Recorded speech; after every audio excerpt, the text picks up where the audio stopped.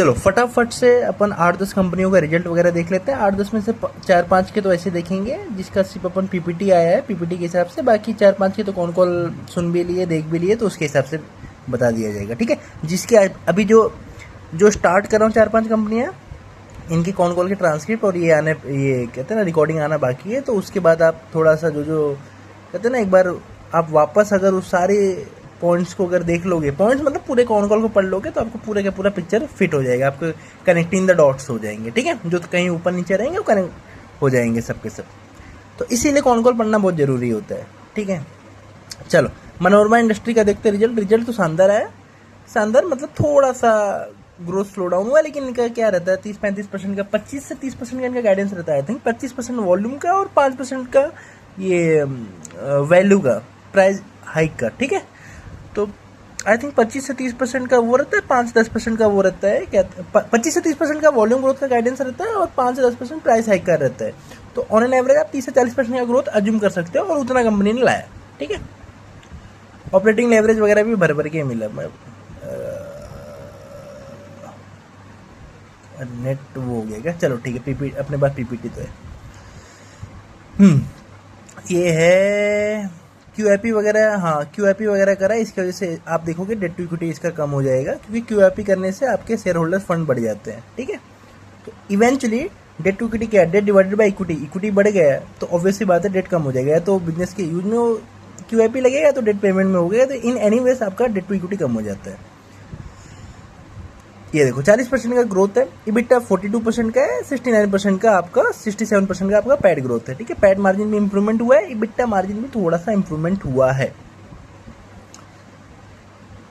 FY26 का इन्होंने दिया है, लेकिन FY26 का अभी हमारे कोई भी काम का नहीं है। हाँ FY26 के कहते हैं ना एंड रिजल्ट से मैनेजमेंट कॉन कॉल से अपन आगे का देखेंगे, तो आपका यही काम का है। बाकी जो कहते हैं ना, ये तो हो गई स्टोरी, ये हो गई स्टोरी, ये हो गया एग्जीक्यूशन। तो आपको एग्जीक्यूशन देखना है अभी का।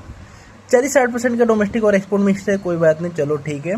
हाँ देखो टोटल इनकम इधर कंपनी ने बाइफरकेशन दिया है, मतलब बाइफरकेशन मतलब रीजनिंग दी हुई है।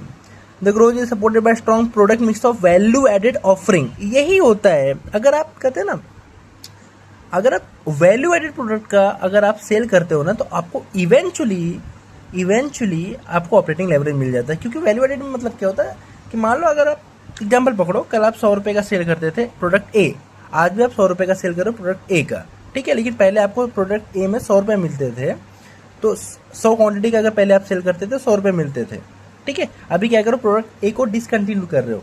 हाँ लोग डिसकंटिन्यू नहीं कर रहे, लेकिन आपको मैं एग्जाम्पल के लिए समझाना चाह रहा हूँ।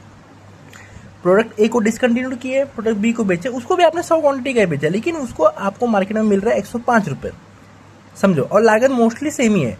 तो आपको किस में ज़्यादा प्रॉफिट हुआ, प्रोडक्ट बी में कि प्रोडक्ट ए में? प्रोडक्ट बी में, ऑब्वियस सी बात है। तो इसीलिए कहते हैं ना कि प्रोडक्ट मिक्स चेंज हो रहा है, मतलब आपका सेल ऐसा नहीं है कुछ चेंज हो रहा है, लेकिन आप जो पहले सेल करते थे उससे आप हट के दूसरे सेल कर रहे हो, ठीक है। या तो this growth is supported by strong product mix of value added offering and increase utilisation of upgraded facility, ठीक है। हाँ तो इसकी वजह से मतलब क्या हुआ, समझो आप कैपेक्स किया, कैपेक्स से कैपेसिटी ज़्यादा बढ़ी, कैपेसिटी से आपका वॉल्यूम ग्रोथ बढ़ेगा, समझे। मतलब समझो पहले आपके पास एक दुकान थी, अभी आपके पास 2 दुकान हो गए, तो बाय डेफिनेशन आपको पता है कि 2 दुकान होने से आपकी सेल ज़्यादा होगी, एज सिंपल एज दैट।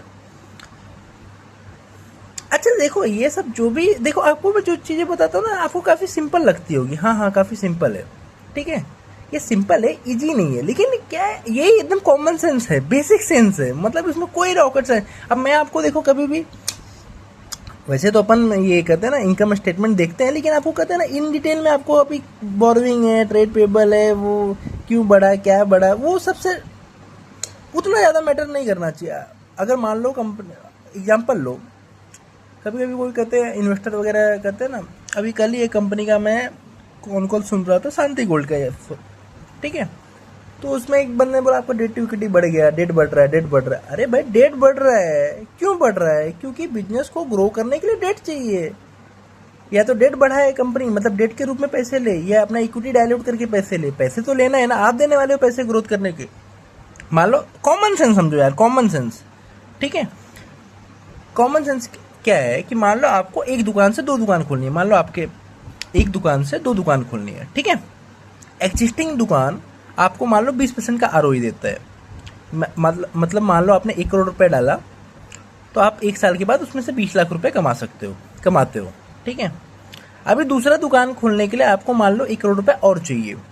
अभी आपने 1 करोड़ रुपए तो उधर डाल दिए हैं, अब उससे आपने कमाया कितना, 20 लाख, तो बाकी का 80 लाख कहाँ से लाओगे? या तो आप अपने तिजोरी खोल के पैसे लाओ, या पापा मम्मी से लाओ, या किसी दूसरे से लाओ, या तो आपने डेट लिया है, या